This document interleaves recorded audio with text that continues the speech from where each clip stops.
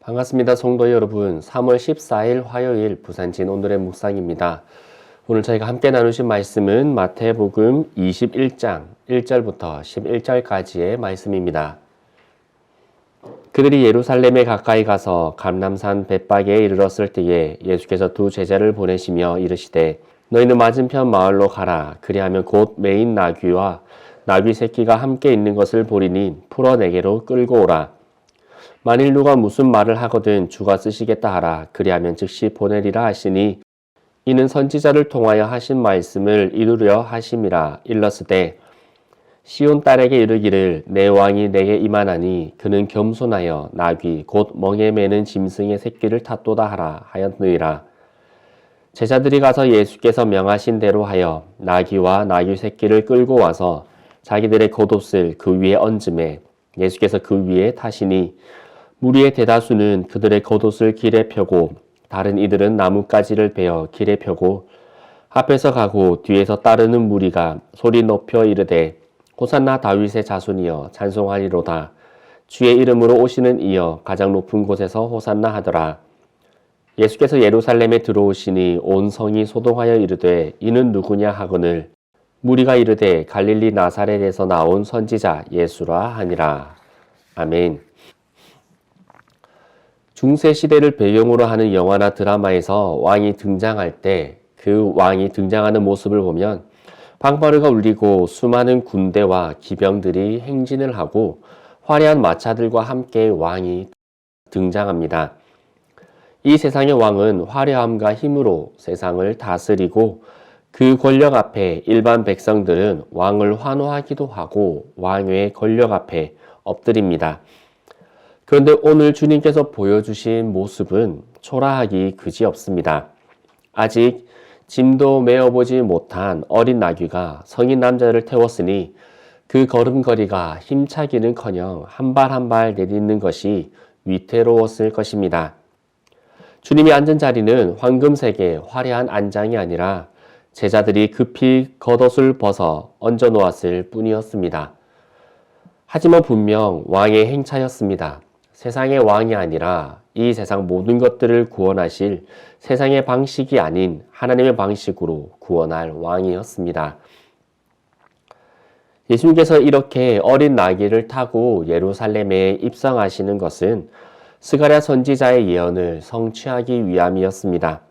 스가랴 선지자는 이스라엘의 왕이 임하심에 대해서 이렇게 예언하였습니다. 시온에 따라 크게 기뻐할지어다. 예루살렘에 따라 즐거이 부를지어다. 보라, 내 왕이 내게 임하시나니 그는 공의로우시며 구원을 베푸시며 겸손하여서 나귀를 타시나니 나귀의 작은 것 곧 나귀의 새끼니라. 아멘. 스가랴 선지자는 이스라엘을 회복할 왕 메시아가 오실 텐데 그분은 어린 나귀를 타고 올 것이다 라고 예언하였습니다. 그리고 메시아가 어린 나귀를 타는 것은 그 메시아가 어떤 분인지에 대한 상징을 함께 내포하고 있습니다. 스가랴의 말씀을 보면 이스라엘을 회복할 메시아는 공의로 구원을 베풀며 겸손으로 다스리는 왕이라는 것을 알 수 있습니다. 그러니 예수님께서 예루살렘의 어린 나귀를 타고 입성하실 때의 모든 백성들은 드디어 이스라엘을 회복할 왕이 오셨구나. 드디어 이제 우리나라가 회복되어지고 다윗 왕이 세상을 평정하고 솔로몬 왕 때에 이루어졌던 태평성대가 이제 임하겠구나 라고 기대하였습니다. 그리고 그 기대함으로 환호했던 것입니다. 이 환호성이 얼마나 대단했었는지 예루살렘의 온 성이 소동할 정도였습니다. 예수님께서 나귀를 타게 되시는 과정을 보아도 정말 예비하심이 있었습니다. 예수님께서 제자들에게 맞은편 마을로 가면 메인 나귀가 있을 테니까 그 나귀와 함께 메어져 있는 어린 나귀를 풀어 끌고 오라 라고 말씀하십니다. 그냥 끌고 오면 된다라고 하시는 겁니다.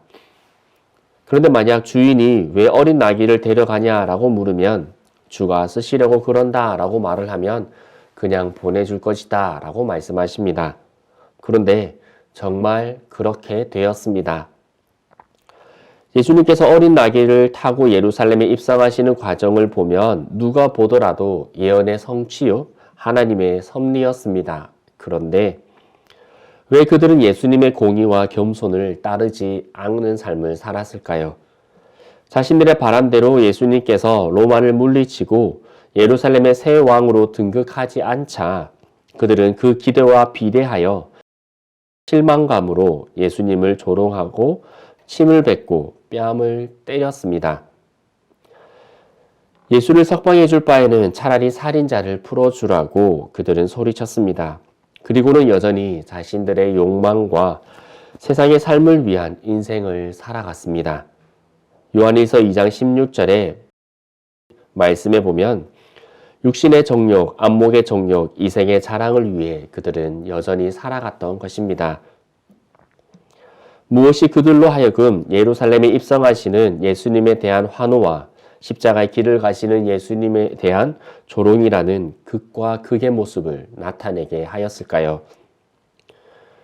그 이유는 내가 원하는 말씀만을 들었기 때문입니다. 다시 말해 내가 듣고 싶은 말씀만을 듣고 살았기 때문입니다. 이스라엘 백성들은 영광의 메시아에 대한 말씀만을 기억하고 메시아가 이룰 영광과 그 승리의 말씀만을 듣고 싶어 하였습니다. 그러니 메시아가 당해야 할 고난에 대해서는 그들은 외면하고 살았던 것입니다. 이사야 53장은 메시아 순환장으로 잘 알려져 있습니다. 메시아가 이 땅에 오셨을 때에 어떤 고난을 당하셔야 하는지 그리고 그 고난의 이유와 목적이 무엇인지를 그 장에서 볼 수 있습니다. 하지만 그들은 이 말씀을 기억하지 않았습니다. 예수님의 수제자였던 베드로 역시 예수님께서 고난 받으셔야 함을 말씀하셨을 때에 예수님을 붙들고 항변하기까지 하였던 것과 마찬가지입니다. 우리는 성경에서 많은 사람들의 신앙의 삶을 보고 그들이 당하는 고난, 그들이 겪었을 어려움들을 봅니다. 그런데 성경에서 가장 외면받고 있는 등장인물은 그리고 가장 외로웠고 가장 홀로 고군분투하고 있는 존재는 어쩌면 하나님이신지도 모르겠습니다. 물론 하나님은 모든 것이 완전하시기에 외로우시거나 부족함을 느끼시거나 고군분투하신다는 말이 합당하진 않습니다. 다만 천지를 창조하시고 모든 만물의 주인이 되시는 하나님께서 유독 하나님의 백성 그리고 너무나 사랑하시는 인간들에 대해서는 질투하시고 분노하시고 또한 행복해하기도 하십니다. 하나님은 우리를 너무나 사랑하십니다. 그래서 하나님의 생각과 반대의 기대를 가지고 있던 인간들을 위해서라도 하나님께서는 독생자 예수를 이 땅에 보내주시고 하나님의 마음을 너무나 잘 알고 계셨던 주님께서는 예루살렘 온 성이 소동하는 그 환호와 축제 속에서 이후로 가셔야 할 그 고난의 길을 생각하시며 그저 어린 나귀의 위태위태한 발걸음에 의지한 채 그 등 위에 외롭게 앉아 계셨던 것입니다. 우리는 하나님을 사랑한다라고 고백합니다. 수십 번도 수백 번도 더 우리는 고백했을 것이고 그렇게 살아왔을 것입니다. 그런데 그토록 사랑한다고 하는 하나님의 마음을 우리는 얼마나 잘 알고 살아가고 있습니까? 묵상을 준비하면서 문득 슬펐습니다. 그리고 하나님께 정말 죄송했습니다. 내가 정말 하나님을 사랑하고 있는 것이 아니었구나. 내가 사랑하고 있던 하나님은 나의 삶을 안전하게 해주시고 건강하게 해주시고 우리 가정을 평안하게 해주시는 하나님일 뿐이었구나. 어린 나귀를 타고 외롭게 앉아 계신 하나님은 내가 사랑하지 않았구나 하는 죄송함의 눈물이 흘렀습니다. 나의 찬양이, 나의 아멘이, 나의 할렐루야가 그 주님께는 그저 군중의 소음과 같진 않았는지 되돌아봅니다. 주일마다 수많은 교회에서 수만 명, 수십만 명, 수백만 명의 크리스찬들이 예배드리고 있는 그 소리들이 어쩌면 주님께 그저 군중의 소음과 같이 들리고 있는 건 아닌지 우리의 삶을 되돌아봅니다.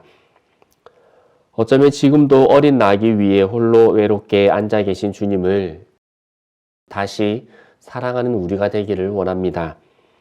화려함에 취하기보다 주님과 눈을 맞추며 환호하기 이전에 진실한 사랑을 고백하며 종려나무 가지를 흔들기 전에 주님의 손을 잡고 우리가 올라가야 할 예루살렘 성에 올라가는 우리의 고난 주간, 이 사순절 기간이 되기를 원합니다. 비록 그것이 나의 십자가가 준비되어 있는 곳이라 할지라도, 비록 그곳에 주님을 위해 고난을 받아야 하는 장소라 하더라도 주님과 함께 그 위태위태한 발걸음, 그 한 걸음 한 걸음을 살아가는 우리의 삶이 되기를 소망합니다. 함께 기도드리겠습니다. 하나님, 우리는 성경을 통해 그리고 신앙생활을 하며 우리가 가지고 있는 신앙은 승리의 신앙인지 아니면 고난의 신앙인지를 되돌아보기를 원합니다.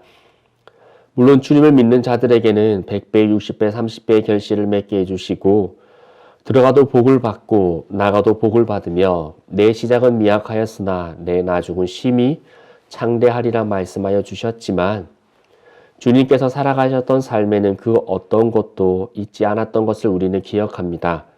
그것이 물질의 100배, 60배, 30배가 아니었고 들어가도 복을 받고 나가도 복을 받는 승리가 아니었으며 내 시작은 미약하였으나 나중은 나의 기업이, 나의 사업장이 창대하게 되는 것 또한 아니었음을 우리는 기억합니다.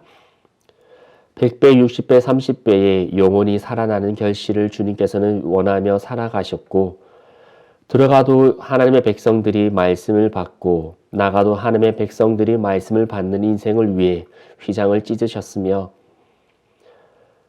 그토록 작게 시작하였던 천국이 하나님의 말씀을 통하여 주님을 믿는 신앙을 통하여 창대하게 번성해 나가는 하나님의 나라를 꿈꾸셨음을 우리는 다시 한 번 더 기억하기를 원합니다. 지금도 어린 나귀 위에 홀로 외롭게 앉아 계신 주님께 우리는 소음을 내어 드렸습니까? 아니면 진실된 고백을 내어 드렸습니까? 이 사순절 기간 우리의 삶을 다시 한 번 더 되돌아보기를 원하며 죽기 위해 예루살렘에 올라가셨던 주님과 함께 죽기 위해 우리의 삶의 현장으로 돌아가는 신앙이 회복되어지기를 소망합니다. 성령님 도와주시고 함께하여 주옵소서.